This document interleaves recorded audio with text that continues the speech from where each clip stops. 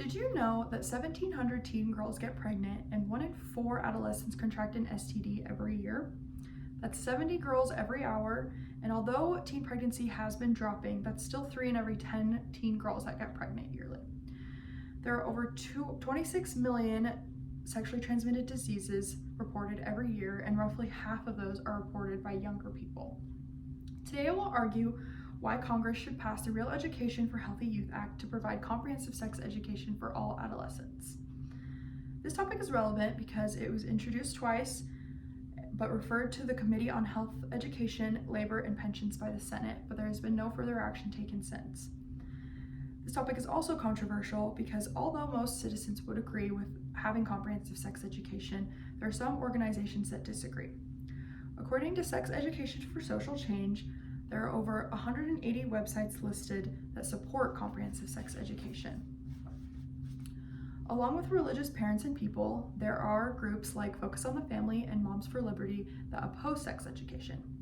I stand with the organizations listed on Sex Ed for Social Change and will argue why comprehensive sex education should be mandated nationwide. As someone that grew up without any sort of sex education, I have seen the effects that it has had on not only myself, but those that were around me growing up. I'm interested in this topic because I believe that it's everyone's right to have the knowledge to make informed decisions regarding their sexual health. I have also seen people affected for not having the proper knowledge on sex. I have researched both sides using credible sources, and I still stand with the side that supports sex education for youth. Today, I will argue that Congress should pass the Real Education for Healthy Youth Act for 3 reasons. First, it will reduce unwanted teen pregnancies. Second, it will also reduce sexually transmitted diseases in adolescents. And finally, despite the opposition's claim, it will not increase sexual activity in adolescents. As someone who grew up without sex ed, I know what it's like to not have the knowledge regarding sex. My peers and I all had to do our own research, which I don't believe gives you a well-rounded knowledge on this topic. And I think that having the knowledge on this topic is important to have when you're young, and then be able to have it for the rest of your life. I will begin my first argument about why comprehensive sex education should be implemented nationwide. If the Real Education for Healthy Youth Act is passed, it will reduce unwanted teen pregnancies. Right now, there are 29 states that require sex education, but only 3, some sort of sex education, but only 3 that require comprehensive sex education in all schools.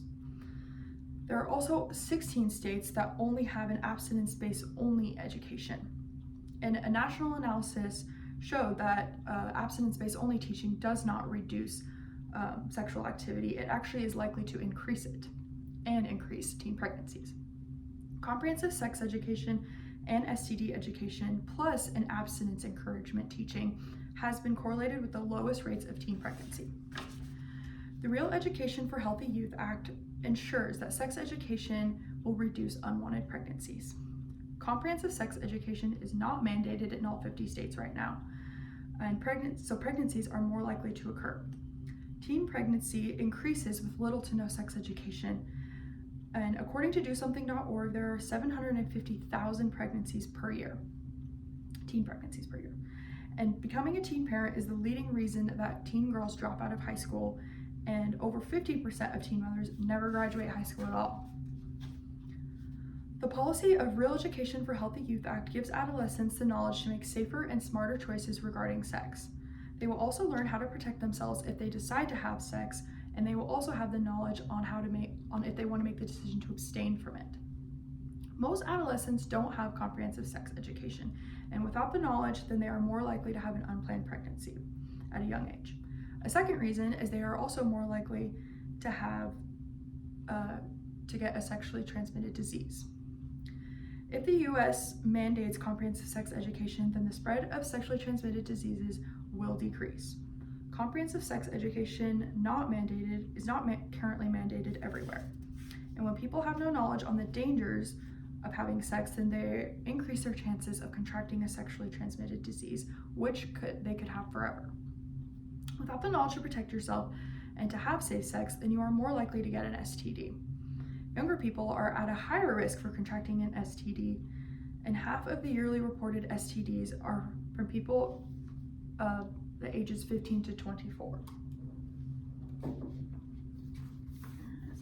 graph, but this is just shows how prevalent STDs are in younger people. So this is for chlamydia, gonorrhea, and HIV, and this is the half, a little over half, this one's half, of how many young people. This is all ages, this is 15 to 24, 15 to 24, 13 to 34. Just shows how prevalent it is in younger people to contract an STD. Without the education on how STDs are contracted and how to protect themselves, then they're increasing their risk for exposure. Most adolescents believe that they have no symptoms, that means that they don't have anything, which is not the case. In fact, most STDs are asymptomatic, so that also increases your chances of spreading it, because if you believe you don't have any symptoms, that makes you believe you don't have anything, then you're more likely to spread it. Some are also unaware that some STDs can be contracted simply just through skin-to-skin contact, like, for example, herpes and HPV. You don't even have to have sex to get it. Some are also unaware that some STDs are viral and you will have it for the rest of your life. For example, herpes. If you contract it once, you have it for the rest of your life. With the proper education, it will increase adolescents practicing safe sex. Mandating comprehensive sex education gives the knowledge to protect themselves if they choose to have sex, and also the knowledge on when and how they should get tested. Comprehensive sex education mandated nationwide will reduce the spread of sexually transmitted diseases. The main argument against this is that it will increase sexual activity. Despite the opposition's claim, mandating sex education will not increase sex activity. There are many political arguments against sex education, but the most substantive claim is that teaching young people younger about sex will make them more sexual and then increase sexual activity at a younger age. I will refute this argument in two ways. Sex education in adolescence is already high, so giving the proper education has been proven to reduce sex activity rates.